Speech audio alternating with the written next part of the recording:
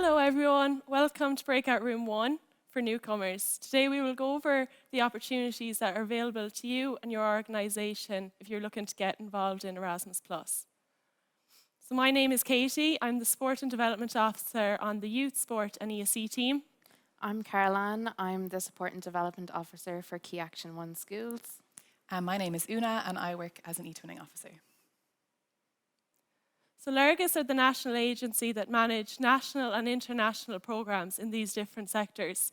So today we will go over the different actions available to you in youth, sport, vocational education and training, schools education and adult education. So if you're a young person looking to get involved in Erasmus+, these are some of the different opportunities that are available to you. We have Discovery Inclusion. This is for groups of up to 5 young people aged 18 who can participate in travelling across Europe from up to 5 to 21 days for non-formal learning activities. We also have youth participation activities. These are youth-driven local and/or transnational projects for young people aged 13 to 30 that promotes young people's active participation and citizenship. We then have Youth Exchange. These are for groups of young people from 2 or more countries that want to come together for 5 to 21 days for non-formal learning. These can also be supported by group leaders. Then under the ESC, we have Solidarity Projects. These are national projects that are initiated, developed and implemented by the young people themselves from aged 18 to 30, and these can be 2 to 12 months long. We also have volunteering projects. These are national and international volunteering opportunities for young people aged 13 to 30. This can cover a broad range of areas such as environment, climate action and social inclusion. Then for some of the opportunities that are available to youth workers, youth organisations and sports staff. A youth worker mobility can be a group of youth workers from 2 or more countries coming together for a range of professional development activities. Then we have the sports staff mobility. This is a new funding that gives an opportunity to staff and volunteers from grassroots sports to gain new skills by travelling abroad and spending time with a partner, doing a job shadowing or a coaching assignment. We also have training and cooperation activities.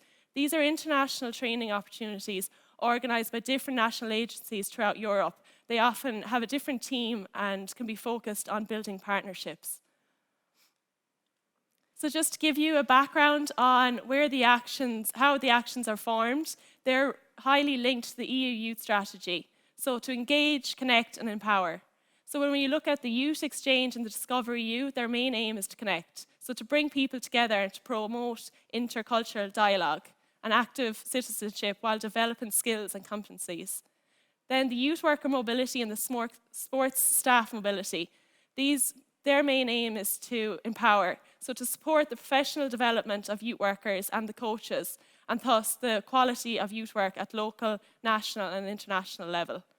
Then we have the participation activities which aim to engage, so to encourage, foster, facilitate young people's participation in democratic life. So this is just a short video to show you the impact that these projects can have on young people and their organisations.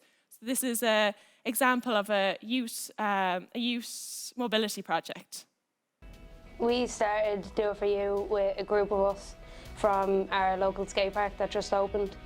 As part of it, we all collectively decided to take care of our park, so that meant cleaning it every day and just genuinely maintaining the community and keeping it as a safe place for other young people to go to. I've taken an interest in bike maintenance, so I've started looking into bike maintenance, and I'm going to be doing a course soon, and that can get me jobs in the future.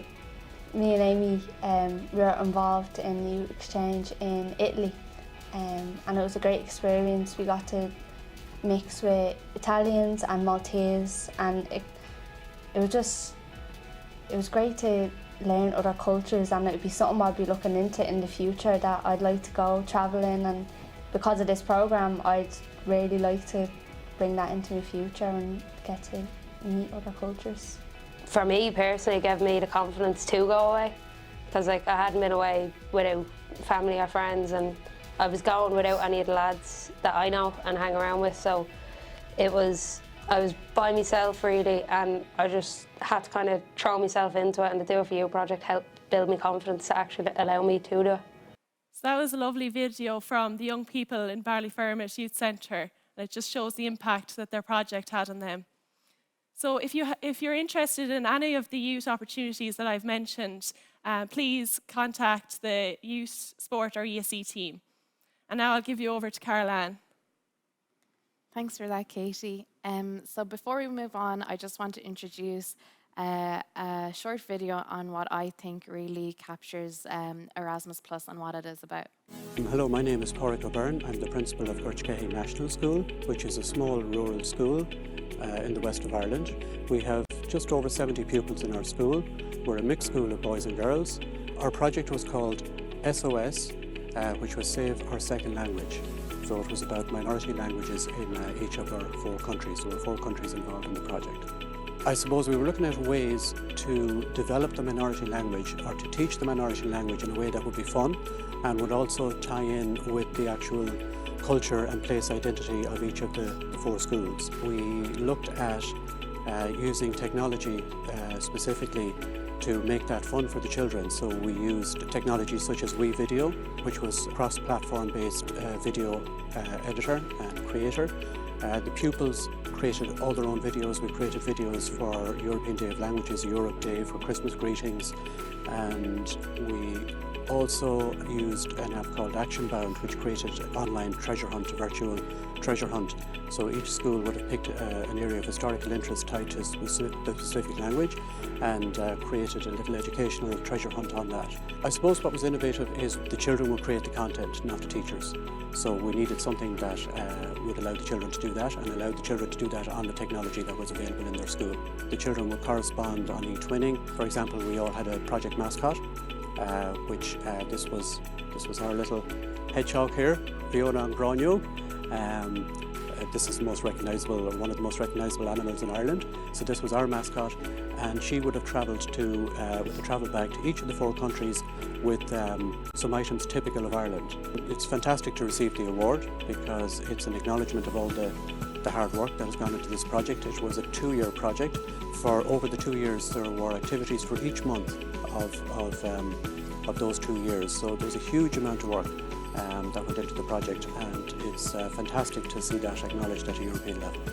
You know, I would encourage every school and teacher to embrace the Erasmus Plus programme, because I think all of us, we get caught up in our own little bubble, in our own little schools, and there's so much to learn from visiting other schools and from a teacher's point of view, to see the different educational systems and how they operate in each school, and to take the lessons learned and bring it back to your own school. It's just a fantastic opportunity that's available there to other schools right across Europe. So on behalf of Eva and Serpa in Harjavalta in Finland, Lera and Alaya in Amurio in the Basque Country, and Sylvan and Marion in Uzet in Malta, and myself and the teachers and pupils in all our schools, thank you for this fantastic award. We're absolutely delighted.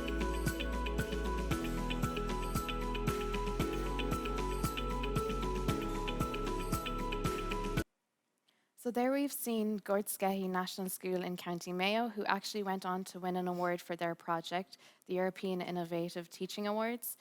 Their project focused on language learning and encouraging language learning among students. So they did that by introducing digital technologies into the classroom and new innovative teaching methodologies, which they learned from their partner schools abroad. So let's see what activities you could possibly take part in your Erasmus Plus journey. So the activities for Key Action 1, Schools, Vet and Adult Ed are similar. For staff, we have job shadowing, teaching assignments and course in training. For learners, we have group mobility of learners, short-term learning mobility and long-term learning mobility. And then for vet, we have participation in vet skills competitions and other activities such as invited experts, hosting teachers in training and prep visits. So the eligible countries that you can take part in Erasmus Plus and that you can visit is of course the 27 member states of the EU, as well as North Macedonia, Serbia, Iceland, Liechtenstein, Norway and Turkey. So just some general information about short-term projects in Key Action 1. They last from a duration of 6 to 18 months, and there's a maximum number of 30 participants per application. That does not include prep visits or accompanying persons. Individual participants do not have to be named at the time of applying, and neither does your structured training course, although you will need to know the theme of the course and the country that you expect to travel to. You can apply under the budget headings for travel, individual support, course fees, and organisational support. And then there are 4 stages in a mobility project: the planning stage, the preparation, implementation, and the follow-up, where you disseminate the information and project results. So just some tips on how to get started. So we recommend putting together an Erasmus team of 3 to 4 people to discuss activities and analyse the organisation's needs. Be inclusive as possible. Consider management staff, maintenance staff, and non-teaching staff. Be ambitious but realistic. So when you're setting your goals, bear in mind the SMART goals strategy. And what is unexplored in your organisation? So is there an area or a theme or topic that you want to introduce to your organisation, or something that you feel needs to be developed further? For more inspiration, I would definitely recommend the impact report, as our board, the lead chair of our board said earlier. There's lots of great project examples of this, and it really gives an overview of Erasmus Plus and tips on how to get started. There's also loads of blogs on our website. I have linked there Cavan Institute students, where they gained valuable experience in the hospitality sector in Seville, so I definitely recommend reading that. Just finally, to end on a quote from a staff participant that took part in 2022. They said that this mobility project was an invaluable asset to our school community. It helped us to ensure that we are equipped to help our students and staff during the stressful and challenging lockdown times that followed our mobility. The communication with our European colleagues during the lockdown in Europe helped us to share ideas on remote learning and how to best teach our students remotely, and to ensure we could promote positive mental health among our staff and students. So now I'll hand over to Una, who's going to talk about partner finding. Thank you very much, Caroline. So now that we've heard about all the opportunities that you have under the Erasmus Plus programme, I'm going to talk about taking your first step into the programmes and developing a project, which is finding a partner. So before you embark on a partnership, it's good to think about the different things that make a good partnership. So firstly, we have collaboration. Collaboration involves setting your goals together, having a shared vision for your project, and knowing that your objectives and your end results align with one another. It's important also to have flexibility in your collaboration, that you are able to change things as it goes along. Secondly, we have communication.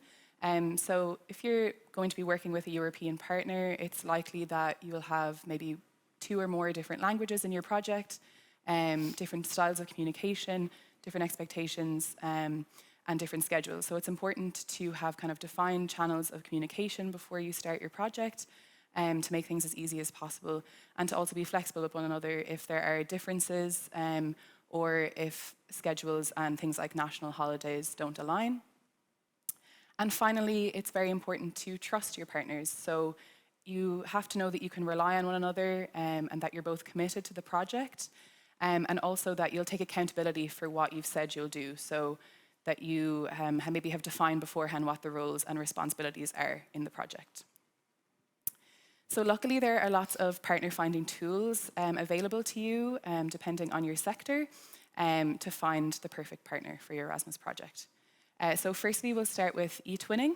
eTwinning is a free online platform. It's open to teachers in school, early childhood, and vocational education. The main functions of the platform are the partner finding area. This is where you can connect with your counterparts from across Europe. You'll then have access to a twin space where you can work on a shared project together. If you have a project that involves students, it can be a place for them to meet together, maybe before they undertake a mobility. And you also have access to online and face-to-face learning opportunities in a particular maybe area of interest. So this is what the eTwinning partner finding area looks like. You'll see here that you can filter by a whole range of things, including age and your different types of projects. So you can narrow it down to exactly what you want in a partner. Next, we have Ipale. EPALE stands for Electric Platform for Adult Learning in Europe, and this is Europe's biggest open membership community of adult learning professionals. The main functions of the EPALE platform are a partner search, where you can connect and engage with people in your area of interest or the area of your project. You'll also have access to training and certification opportunities. These are both online and in person across Europe. And you will be able to access communities of practice where you can meet with people who have similar interests to you, and you can share resources and good practice. This is a snapshot of the EPALE partner search. So you can see once again that you're able to narrow down your results, find someone from a country maybe you're interested in partnering with, and you can look for different themes, and you can also create your own post if you want to specify exactly what you're looking for. And finally, we have SALTO Youth. SALTO Youth stands for Support Advanced Learning and Training Opportunities for Youth. And the platform provides non-formal learning resources for youth workers and leaders. So the main functions of SALTO are the partner finding area. This is where you can contact thousands of youth projects to build partnerships for your Erasmus Plus project. You'll also be able to access the European training calendar to discover trainings and seminars in the youth field. And you have access to the toolbox for training, and this is where you can access lots of resources and activity ideas for youth work. Here's an idea of what the SALTO platform looks like. So once again, you can see that you can narrow down your criteria as much as you want and find the perfect partner for you by responding to an ad on the platform. These tools are very valuable when you're starting out in a project, albeit no matter what, if you've maybe already got a partner that you know, if you want to work on a project together and test out that collaboration before you start, or if you're starting from the very beginning with a new partner. It's a very safe and secure space for collaboration before you start. As I mentioned, you can engage your participants before mobility. So for example, if you are a school teacher and you're sending students on a mobility abroad, you can maybe get the students to engage with their peers through the eTwinning platform before they go. You can access courses and other relevant resources that are related to your project theme. You can use the platforms to document the work that you've done over the course of your project. It's kind of a repository for everything that you have, so that you're documenting it. And you can also use the platforms to disseminate the results of your project to your peers who may be interested, or to the public.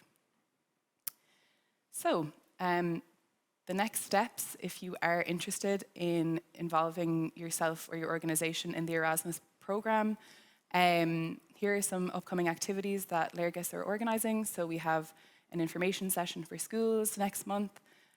We have an EPALE Ireland event. The next deadline for youth sport and ESC projects is in October. And we also have people going on a sport training opportunity to meet partners in Belgium. We really find that people who engage with us before they undertake their project or throughout the course of their project find that the impact is much greater, and they get a lot of support from Léargas over the course of their project. So reach out if you're interested. We have both of our email addresses for the youth, sport and education team and the education and training team there for you to contact. Thank you very much.